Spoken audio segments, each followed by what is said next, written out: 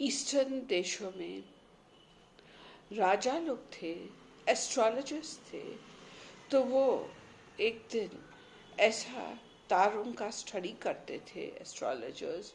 तो एक दिन 3-4 एस्ट्रोलॉजर को एक नया तारा आकाश में दिखा, और वो तारा देख के वो स्टडी किए, प्लैनेट्स और स्टार्स और सब कुछ, चांद तारे सब स्टडी करते थे वो एस्ट्रोलॉजर्स।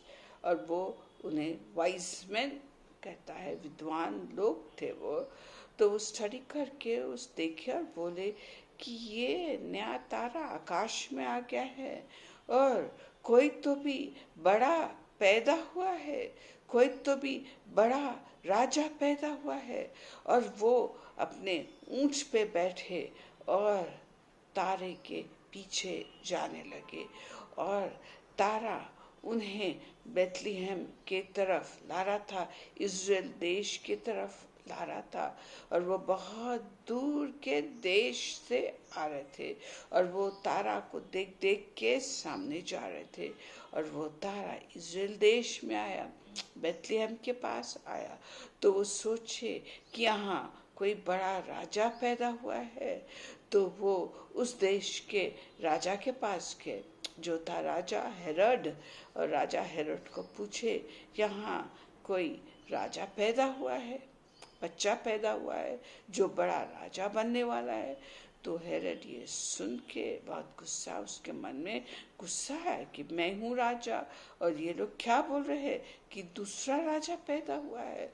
तो उसने उन्हें पूछा, वहाँ के जो विद्वान लोग थे, प्रीस्ट से उन्हें पूछा कि तुम बाइबल ढूंढो और देखो कि कहाँ राजा पैदा हो रहा है।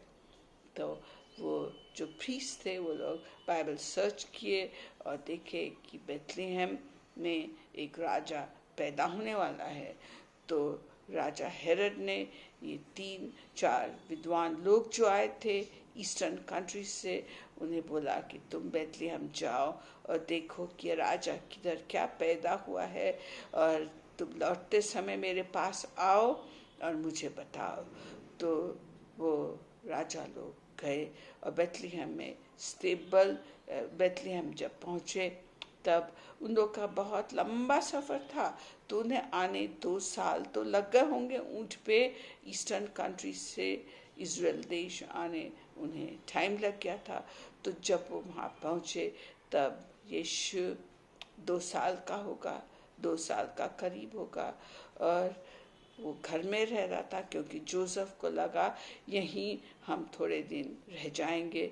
और तब तक मरियम और जोसेफ की शादी भी हो गई थी, और वो घर बसाए थे वहाँ।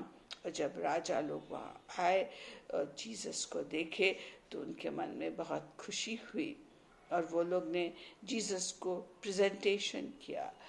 एक राजा ने जीसस को सोना प्रेजेंट किया, और सोना हम किसे देते हैं? जो रॉयल्टी, जो राजा लोग, ऐसे लोग को सोना प्रेजेंट करते हैं। तो जीसस को एक ने सोना दिया, दूसरे ने फ्रैंकिनसेंस दिया, इंसेंस जो सुंदर खुशबू होती है। और इंसेंस हम किसे देते हैं? गॉड के लिए इंसेंस जलाते हैं जो सुंदर खुशबू करे। तो जी वो बताने चाहते थे कि सोना देने से ये बच्चा गाढ़ है, इंसेंस देने रॉयल्टी है, और इंसेंस देने से वो गाढ़ है। और उन लोग मर यानी एक सब्सटेंस होता है जिससे बॉडी को मरने के बाद वो देश में एम्बाम करते थे, स्पाइसेस लगाते थे, बताने कि वो मरने भी वाला है। और ये गिफ्ट्स दिए जीसस को। और फिर रात को उन्हें देवदूता आके बोला कि तुम दूसरे रास्ते से चले जाओ, किंग हेरोड के पास वापस मत जाओ, बताने के लिए किधर है यीशु प्रभु, क्योंकि उसका खराब विचार है यीशु प्रभु के लिए, उसके फ्यूचर के लिए। और रात को देवदूता लोग जोसेफ के पास भी आए और बोले कि अब तुम बेथलेहम छोड़ के इजिप्ट देश जाओ, क्योंकि हेरोद राजा सब बच्चे 1 साल और 3 साल तक के बच्चों को मार डालने वाला है। तो ये जो विद्वान आए थे, वाइज मैन आए थे, वो दूसरे रास्ते से चले गए और जोसेफ मैरी को लेके, बेबी जीसस को लेके इजिप्ट देश चले गया। और जब हेरोद राजा को समझा कि ये लोग मुझे चकमा दे दिए हैं, तो हेरोद राजा ने ऑर्डर किया कि सब लड़के जो पैदा हुए हैं 1 साल से 3 साल तक के लड़के, सबको मार डालना चाहिए, डिपेंडिंग वो टाइम जब जीसस पैदा हुआ। तो बहुत रोना धोना हुआ। और क्या आप जब जीसस के पास जाते हो तो आप जीसस को क्या देते हो?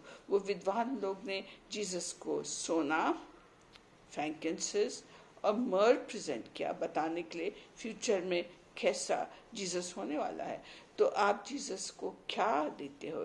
तो जीसस को हमारा कुछ नहीं चाहिए, जीसस को हमारा मन चाहिए। वो हमारे मन में आके रहे और हमारा जीवन अच्छा बनाए। तो हम समर्पण, आत्म समर्पण करना चाहिए जीसस को कि जीसस, हम तुझे तो कुछ दे नहीं सकते, लेकिन हम तुझे हमारा मन दे रहे हैं। तो ये बोल के आज का लेसन यहीं रुकता है।